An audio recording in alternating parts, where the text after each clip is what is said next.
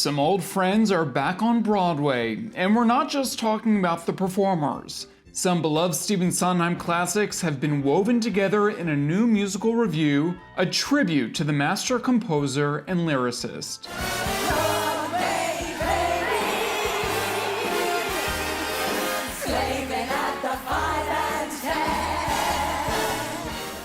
The nostalgic trip through Sondheim's music catalog first opened in London. It features a talented cast including Tony winners Lea Salonga and Bernadette Peters.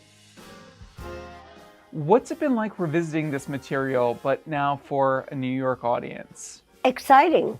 We did it in the UK, and they loved it. And the way that Cameron has chosen the songs, the way the show begins, right from the beginning, the arc of it to the end of it, it's just entertaining, and by the end it's emotional and uplifting. The company that was assembled in London was so fantastic, and we were all pretty much, figuring our ways around how to do all of this.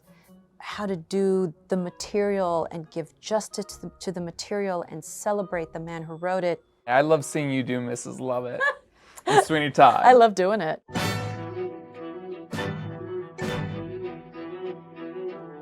The show was devised by producer Cameron McIntosh. McIntosh is responsible for big-time Broadway hits like Les Mis and The Phantom of the Opera. But he also worked closely with Sondheim, including on the musical revue Side by Side by Sondheim. Talk a little bit about how this project came to be. Steve, very much alive, rang me at home during pandemic and said, and in the conversation, he said, "Cam, I think it's time we did a third review." So we both spent, conversations, and we met occasionally. I'd spent 3 or 4 days with him in Connecticut, literally 3 weeks before he died. And we talked about this, but we hadn't sat down to finalize it. All the thoughts I had, I sat down at the desk and it all poured onto my pad, and it sort of fell as it happened. And the order, we hardly changed anything.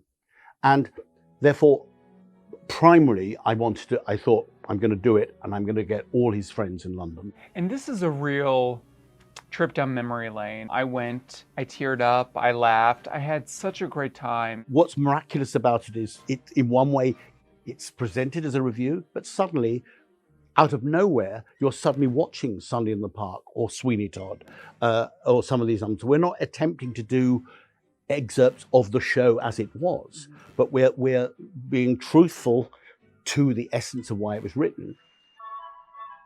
Director-choreographer Matthew Bourne was tapped to direct and stage the musical numbers for the show. Initially, I thought, well, what can I bring to this? Because I didn't know Steve, I never met Steve, I didn't work with him. I had never done a Sondheim show.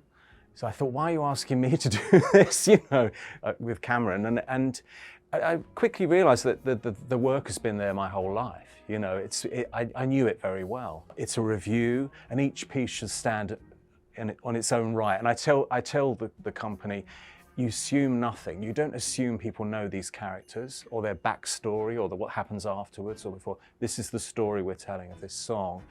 And that way, I feel we can connect with a younger audiences who don't come with all the knowledge that we have as Sondheim freaks and fans. What is it about Steve's work that is so special, Matthew? For me, the lyrics tell stories which are so sophisticated and so complex about human nature and the nature of being alive that draws you in constantly. You're finding new things in them. It's challenging. It's not ever the same note.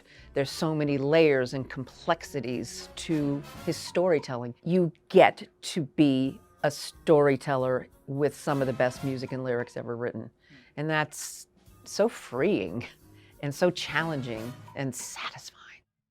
The show also features Tony Award winner Beth Level. This is a real celebration of his work. You get all the hits. All the hits. What are you singing? It's so joyous. I get to sing Here's to the Ladies Who Lunch.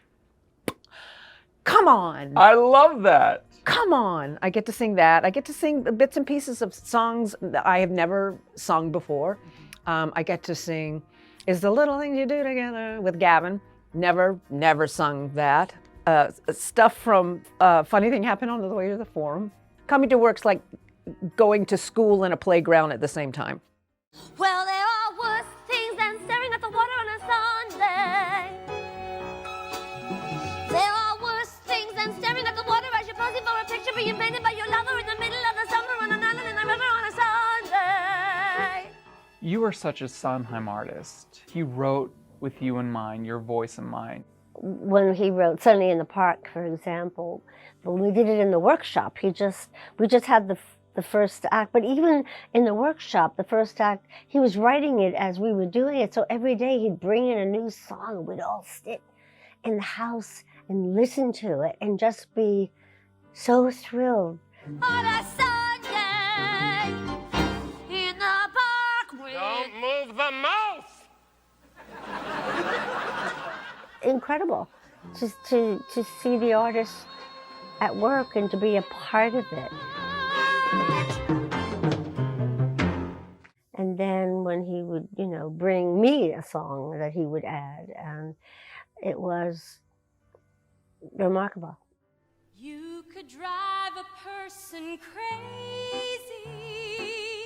You could drive a person mad. Did you know Sondheim? I met him once in person. That was during Hey Mr. Producer, because there was a big Sondheim section in that. And then there was the 90th birthday celebration on YouTube, and he got to see it, and I got an email from him. You got a note. I got a note. And it was lovely, and it was kind. And I realized, given that at the time, he was 90 years old, he really did not have to take the time to tell me that he was moved. But he said that he was moved. And I was moved from receiving that, because it's like, I got a stamp of approval. It was really lovely.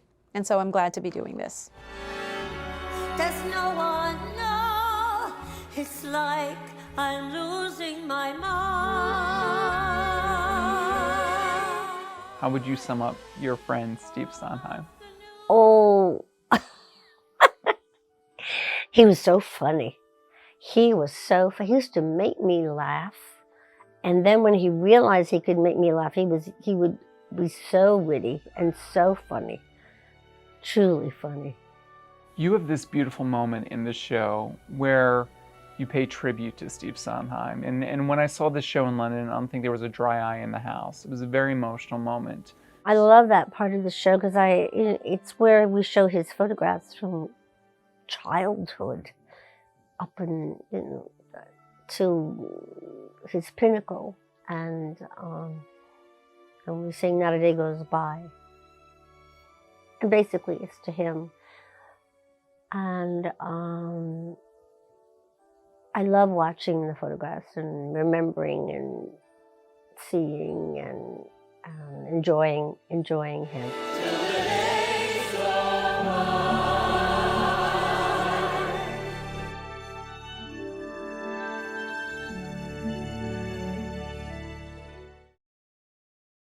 Thanks for watching our YouTube channel. For more stories in your communities, click the subscribe button right here. You can also download our app or watch us on TV for the latest news and weather updates every 10 minutes and more.